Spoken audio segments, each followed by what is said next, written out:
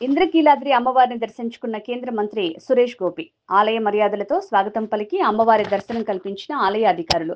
వేద పండితులచే వేద ఆశీర్వచనం అనంతరం అమ్మవారి శేషవస్త్రం, ప్రసాదాలు, చిత్రపటం అందజేసిన ఆలయ అధికారులు. సమస్త దోష నివారణ శ్రీ చండీ అనుగ్రహ ప్రసాద శ్రీ మహాకాళీ అనుగ్రహ ప్రసాద సిద్ధ్యర్థం సర్వానుగ్రహ ప్రసాదేన లక్ష్మీ మహాగణపతి అనుగ్రహ ప్రసాద సిద్ధిరస్తు.